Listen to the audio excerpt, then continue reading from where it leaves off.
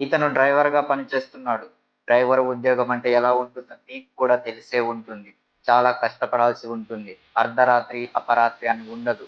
ఎప్పుడు పడితే అప్పుడు వెళ్ళాలి. ఎప్పుడు పడితే అప్పుడు రావాలి. అలా ఒకరోజు హైదరాబాద్ నుండి తన ఇంటికి సంజామలకు తిరుగు ప్రయాణం సాగించాడు. ప్రయాణం చేస్తూ ఉండగా చీకటి పడింది.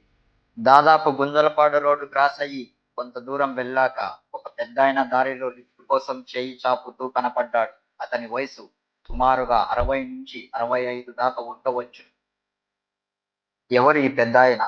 ఇంత అర్ధరాత్రి టైంలో ఇక్కడ ఏం చేస్తున్నాడు? బహుశా మేకలు కాసుకునే వాళ్ళు ఉండవచ్చు. లేదా పొలంలో పనులు చేసేవాడేమో అనుకుంటూ అలా పెద్దాయన దగ్గర కారు ఆపి ఎక్కించుకున్నాడు. దారి మధ్యలో ఆ పెద్దాయనతో ఇలా అడిగాడు. "ఏం పెద్దాయనా, ఇంత టైం దాకా ఇక్కడ ఏం చేస్తున్నారు?" అని అడిగాడు. దానికి ఆ పెద్దాయన, ఏం లేదు బాబు. నాది పక్కన ఉన్న ఊరే. చిన్న పని మీద వచ్చి లేట్ అయింది. ఈ టైంలో ఎలా వెళ్ళాలని ఆలోచిస్తున్నాను. అంతలోనే నువ్వు వచ్చావు. ఇంతకీ నువ్వు ఏం చేస్తుంటావు బాబు? ఈ టైంలో వస్తున్నావు. "ఏం లేదు తాత, నేను డ్రైవర్‌గా పనిచేస్తుంటా. నా పని ముగించుకొని వచ్చేసరికి ఈ టైం అయింది. అయినా నాకిది అలవాటేలే తాత." అలా కొంచెం దూరం వెళ్ళాక తాతగారి ఊరు దగ్గరికి వచ్చి, "తాతగారు, మీ ఊరు వచ్చింది, దిగండి" అని అన్నాడు. దానికి తాత సైలెంట్‌గా ఉన్నాడు. ఇంకొకసారి చెప్పాడు, "తాత, మీ ఊరు వచ్చింది, దిగండి" అని. అప్పటికి కూడా తాత సైలెంట్‌గానే ఉన్నాడు. ఏంటబ్బా, ఇంతసేపు మాట్లాడుకుంటూ వచ్చిన తాత ఇప్పుడు సైలెంట్‌గా ఉన్నాడని అనుమానం వచ్చి ముందున్న అద్దం నుండి చూశాడు. చూసి ఒక్కసారిగా షాక్ అయ్యాడు. ఎందుకంటే వెనకాల తాత లేడు. అసలు తాత బండి నుండి ఎప్పుడు దిగాడు? నేను బండిని ఎక్కడ కూడా ఆపలేదే అని అనుకున్నాడు మనసులో. అతనికి అర్థమైంది. భయంతో బండి వేగం పెంచాడు. చుట్టూ చీకటి. "ఓరి ముసలోడా, ఏదో పొలంలో పనులు చేసుకునేవాడు అనుకొని బండి ఎక్కించుకున్నాను కదరా! ఓరి నీ ముసలి కొడకా, నువ్వు దయ్యానివా? జస్ట్ మిస్ అయ్యాను" అనుకొని అతన్ని తిట్టుకుంటూ వెళ్తూ ఉండగా దారికి అడ్డంగా ఒక జంతువు పడుకొని ఉండడం చూశాడు. అర్ధరాత్రి కావడం వలన ఆ జంతువు ఏంటి అనేది అతనికి స్పష్టంగా కనపడడం లేదు. కానీ ఇతని బండి ఆ జంతువు దగ్గరికి వెళ్తున్న కొద్ది కొద్దిగా ఆ జంతువు యొక్క శరీర పరిణామం పెరుగుతూ ఉంది. అంతే, ఒక్కసారిగా అతనికి భయం మరింత ఎక్కువయింది. చెమటలు పడుతున్నాయి. గుండె వేగంగా కొట్టుకుంటుంది. ఏం చేయాలో అర్థం కావటం లేదు.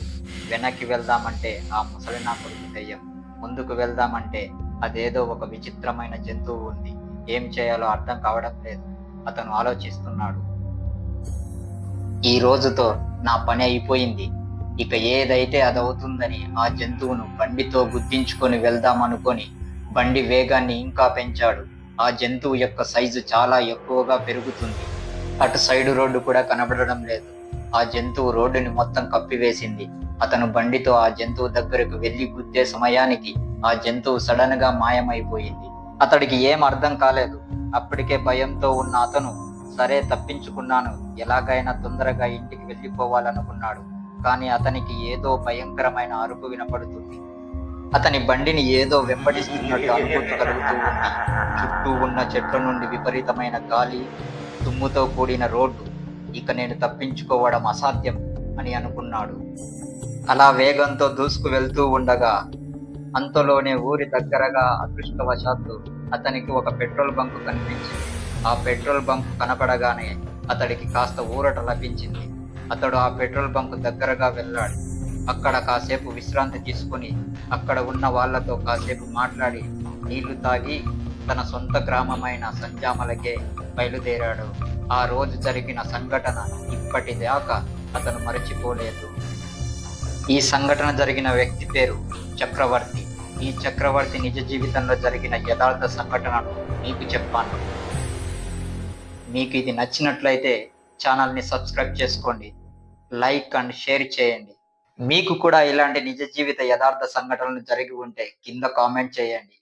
నోటిఫికేషన్ బెల్ తప్పనిసరి. మరో సరికొత్త వీడియోతో మీ ముందుకు వస్తాను. అంతవరకు సెలవు. నమస్కారం. మీ హర్రర్ ఆర్కే.